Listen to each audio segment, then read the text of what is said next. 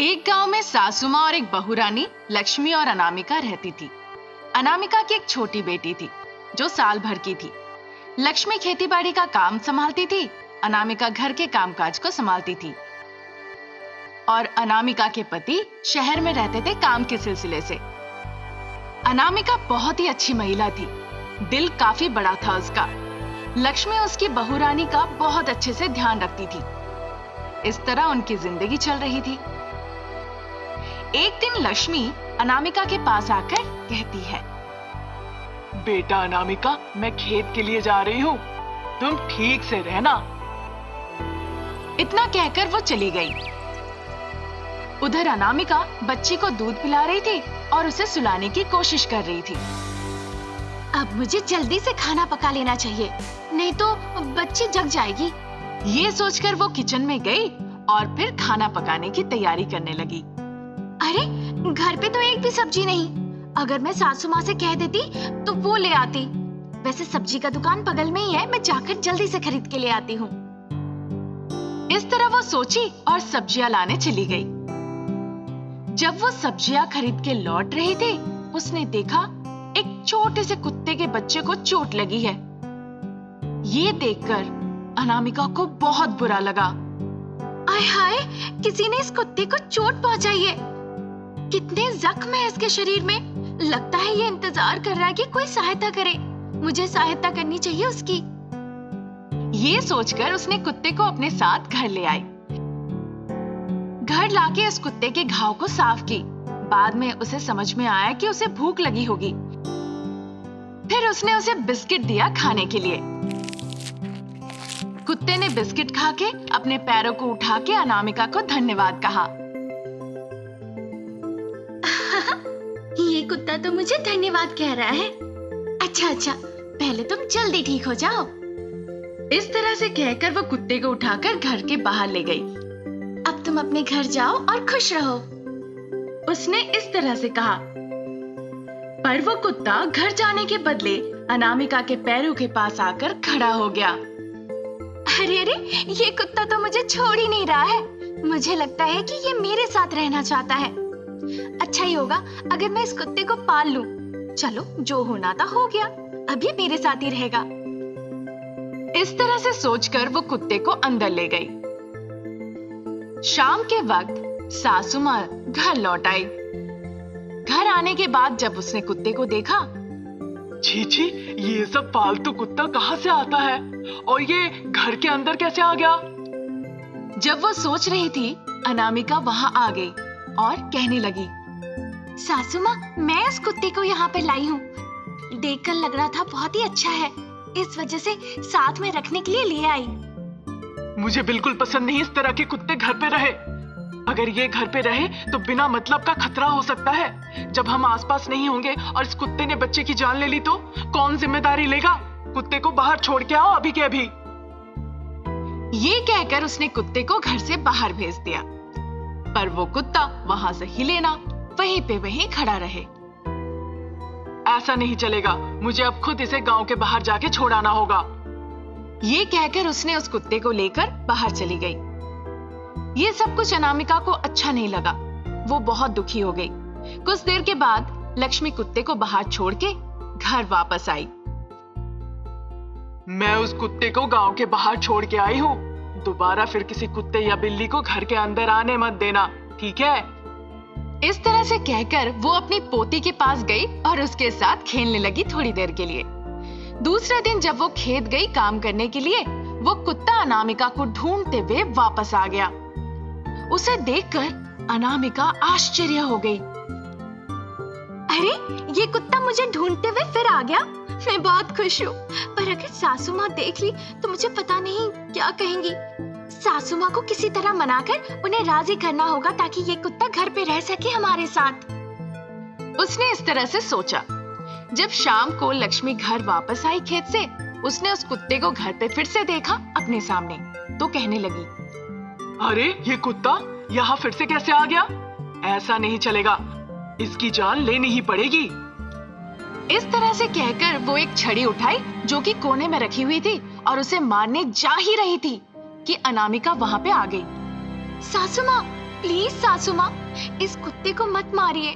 मुझे लगता है इसे हम पर बहुत भरोसा है, इसीलिए मुझे ढूंढते हुए ये वापस आ गया। कृपया मेरे लिए इस कुत्ते को छोड़ दीजिए, मैं इसका ध्यान रखूंगी। जानवरों को नहीं मारना चाहिए, ये पाप है। मेरी बात मान लीजिए सासू माँ, प्लीज। इस तरह अनामिका विनती करने लगी। क्योंकि अनामिका विनती कर रही थी, लक्ष्मी अनामिका को ना नहीं कह पाई। ठीक है, मैं तुम्हारे कहने पर इसे छोड़ के जा रही हूँ, पर अगर इसने ऐसा वैसा कुछ भी किया जो मुझे पसंद नहीं, तो मैं तुरंत इसे घर से बाहर निकाल दूंगी। इस तरह से वो कही और चली गई। उसकी बातों को सुनकर अनामिका बहुत खुश हुई। वो तुरंत जाके कुत्ते के लिए कुछ खाना ले आई और उसे दी। इस तरह कुछ दिन निकल गए। वो कुत्ता सारा काम करता था जो उससे हो पाता था। वो पानी का पाइप अपने मुंह से पकड़ के ले आता था और पेड़ों में पानी डालता था। वो सामान लाकर अनामिका को देता था। जब अनामिका काम करती थी, कुत्ता बच्चे का देखभाल करता था, उसके साथ खेलता भी था। ये सब देखकर अनामिका बहुत खुश होती थी। मैं कितनी भाग्यवान हूँ कि हमारे घर पे इतना अच्छा एक कुत्ता है। कितना अच्छा होता अगर सासू माँ भी देख पाती कि कुत्ता कितना काम करता है, तब जाकर सासू माँ को पता चलता इस कुत्ते के बारे में। इस तरह से अनामिका सोचने लगी। एक दिन अनामिका को जुकाम और बहुत तेज बुखार हो गया। वो ठंड से कांप रही थी। ये देखकर लक्ष्मी कहने लगी, अरे ये क्या हो गया? लगता है तुम्हें बहुत बुखार है। तुम दवाई लेके आराम करो। मैं अभी खेत जा रही हूँ, बाद में आके तुम्हें अस्पताल ले जाऊंगी, ठीक है? ठीक है सासू माँ, जल्दी जाइए और जल्दी वापस आइए। मेरे पास थोड़ी भी ताकत नहीं है। हाँ, मैं जल्दी जाके जल्दी वापस आती हूँ। इस तरह लक्ष्मी कहकर वो चली गई। थोड़ी देर बाद अनामिका का बुखार और तेज हो गया। वो उठकर खड़ी भी नहीं हो पा रही थी। उधर बच्ची दूध के लिए रोए जा रही थी। अरे बच्ची तो रो रही है, सासू माँ अभी तक नहीं लौटी। अब मैं क्या करूं, हे भगवान। ये सब सोचकर अनामिका उठने की कोशिश करने लगी, पर वो इतनी कमजोर थी कि वो उठ ही नहीं पा रही थी। ये सब कुछ कुत्ता देख रहा था। फिर वो कुत्ता किचन में गया और दूध का डब्बा ले आया। दूध का बोतल लाके उस बच्चे को दूध पिलाया। ठीक उसी वक्त लक्ष्मी घर के अंदर घुसी। ये देखकर वो आश्चर्य रह गई। बच्ची ने भी रोना बंद कर दिया। अनामिका को ये देखकर थोड़ी शांति मिली। अरे ये कुत्ता तो बहुत ही बुद्धिमान है। बच्ची को रोते हुए देखकर वो जाकर दूध पिलाया। सच में कुत्ता बहुत अच्छा है। इस तरह लक्ष्मी उसकी बहुत तारीफ करने लगी। ये सुनकर अनामिका कहती है, आपको पता नहीं सासू माँ, ये कुत्ता मुझे घर के सारे कामों में सहायता भी करता है। इस तरह अनामिका उस कुत्ते के बारे में कहने लगी। ये सुनकर लक्ष्मी कहती है, मैंने बेकार का ही इस कुत्ते को गलत समझा था। आज के बाद ये कुत्ता हमारे घर के सदस्य की तरह है और इसे समान सम्मान भी मिलेगा। चलो बेटा अनामिका, अस्पताल चलते हैं। उसके बाद लक्ष्मी अनामिका को लेकर अस्पताल चली गई उसकी जांच कराने। थोड़े दिनों में अनामिका ठीक हो गई। फिर अनामिका, वो कुत्ता और लक्ष्मी तीनों मिलकर खुशी खुशी जीवन व्यतीत करने लगे। एक गांव में एक सासू माँ और एक बहू रानी रहती थी। सासू माँ का नाम था जानकी और बहू रानी का नाम था अनामिका। अनामिका बहुत ही अच्छी लड़की थी, पर जानकी पुराने ख्यालात वाली थी, थोड़ी परंपरावादी। जानकी सोचती थी कि अनामिका घर का सारा काम करे। इसी कारण हर दूसरे दिन उन दोनों के बीच में किसी न किसी वजह से लड़ाई होती थी। इतनी लड़ाई होने के बावजूद वो थोड़ी ही देर बाद एक दूसरे से फिर से बात करने लगते थे। ऐसे ही दोनों साथ रहते थे। एक दिन जानकी ने अनामिका को बुलाकर कहा, अनामिका, अनामिका, इधर आना जरा। जैसे ही उसने बुलाया, अनामिका तुरंत वहां आ गई। क्या हुआ सासू माँ, बताइए। तुम्हें छत पर पानी टंकी को साफ करना होगा, एक बार देख कर आओ। कल ही तो साफ किया था ना। रोज रोज साफ करने की जरूरत नहीं है। 4 दिन में एक बार साफ करने से बहुत होगा। बार बार पानी के टैंक के अंदर जाना मुश्किल होता है। कुछ दिन के बाद मैं फिर से कर दूंगी सासू माँ। कहने के बाद भी नहीं सुनोगी? नहीं सुनूंगी। तुम्हें मेरी हर एक बात माननी पड़ेगी। जैसा मैंने कहा जाके साफ करो। अगर आपको इतना ही मन है तो खुद ही जाके कर लीजिए। मैं कुछ दिनों के बाद ही कर पाऊंगी। ये कहकर वहां से वो चली गई। कितना घमंड हो गया है, अब तुम मेरी बात भी नहीं मानोगी। हमारे जमाने में हम अपनी सासू माँ की कितनी इज्जत करते थे। ये कहकर सरला वहां से चली गई। फिर अनामिका सब कुछ भूल गई और रात के भोजन के लिए अपनी सासू माँ को कहने लगी। सासू माँ, खाना तैयार है। हाँ बेटा, आ रही हूँ। इस तरह वो दोनों बैठ गए रात के भोजन के लिए। जब वो भोजन कर रहे थे, जानकी कहने लगी, छी, ये सब्जी कितनी फीकी है, ना इसमें नमक है ना मिर्च है। सब तो मिलाया था सही सही और खाने में मुझे स्वादिष्ट लग रहा है। तुम्हारे खुद के बनाए हुए बकवास खाना सिर्फ तुम्हें ही पसंद आते हैं, दूसरा कोई उसे खा नहीं सकता। क्या मैं बकवास खाना बनाती हूँ? फिर मत खाइए। आपको जैसा पसंद है वैसा पका के खाइए। मुझे खाना बर्बाद करना पसंद नहीं है, इसीलिए खा रही हूँ, समझी? आहा, नाटक बंद कीजिए। किसी ना किसी बात को लेकर मुझे गालियां नहीं देती हैं, तब तक आपको अच्छे से नींद नहीं आती। मैं वैसी स्वभाव की नहीं हूँ। जहाँ तक मेरी बात है, तुम्हारा बहुत अच्छे से देखभाल करती हूँ। अगर घर पंकज के बगल में होता तो बात अलग होती। कोई बात नहीं, मैं भी बहुत अच्छी हूँ। नहीं तो अगर कोई दूसरी बहुरानी होती तो आप यहाँ से भाग गई होती अब तक। इस तरह वो एक दूसरे की खिंचाई कर रहे थे और फिर अपना अपना भोजन खत्म करके वो अपने कमरे में चले गए सोने के लिए। इस तरह वो लड़ाई करते थे, फिर एक दूसरे से बात कर लेते थे। ऐसी उनकी आदत बन चुकी थी। इस तरह उनकी जिंदगी कट रही थी, पर छोटी छोटी वजह से लड़ाई करने की आदत उनकी नहीं रुकी थी। एक दिन सुबह सुबह, अनामिका, मैं घर पे रह रह के बहुत बोर हो गई हूँ। मुझे कहीं पिकनिक जाने का मन कर रहा है।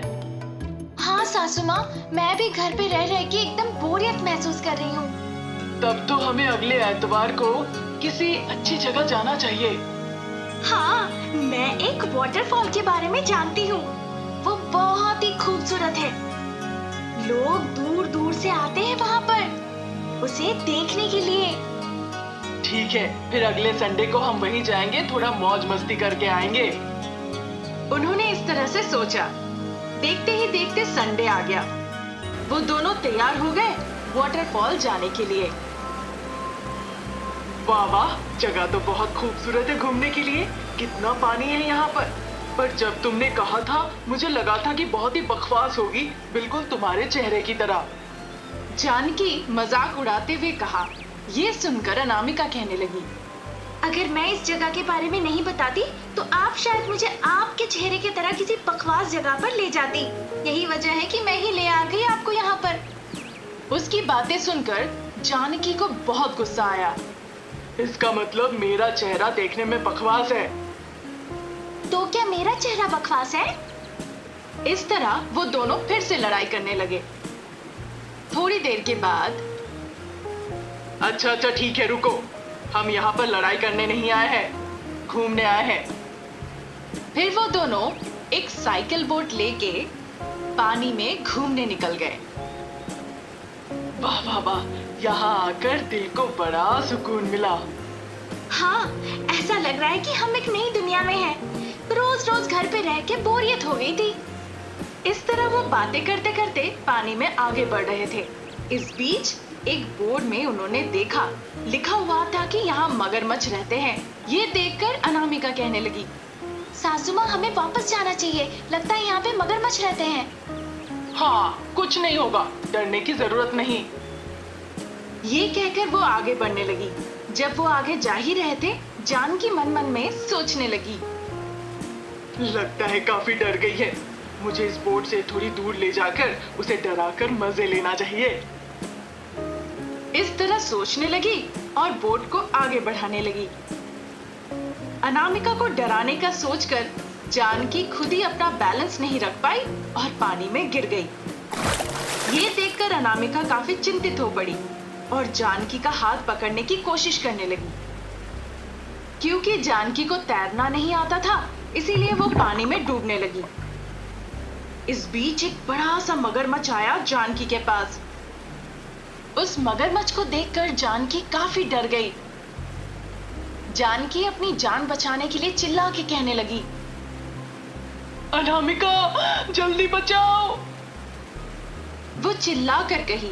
अनामिका दिल में हिम्मत जुटाकर वो पानी में कूद गई। एक मगरमच्छ उसके पास आने लगा। अनामिका तैरते हुए गई और जानकी का हाथ पकड़ ली। फिर वो उसे बोट पर चढ़ाई और वो खुद भी बोट पर चढ़ गई और मगरमच्छ के हाथ से बच गई। ये देखकर जानकी ने लंबी सांस ली और कहने लगी, बेटा, सच में आज भगवान हमारे साथ थे, नहीं तो आज मेरी जान निकल जाती। अगर तुम ना होती तो पता नहीं क्या हो जाता। मैंने बेकार का सोचा तुम्हें डराने का, और उसी चक्कर में ये सब हो गया। मैं आपसे बार बार कह रही थी हमें वापस जाना चाहिए। आपने मेरी एक बात ना सुनी सासू माँ। मुझे माफ कर दो बेटा। आप मुझसे क्यों माफी मांग रही है सासू माँ? जो हो गया सो हो गया। चलिए वापस चलते हैं अब। इस तरह से उन्होंने सोचा, फिर बोट लेकर वो वापस चले गए। इस तरह बहू रानी को डराने के चक्कर में सासू माँ खुद ही डर गई।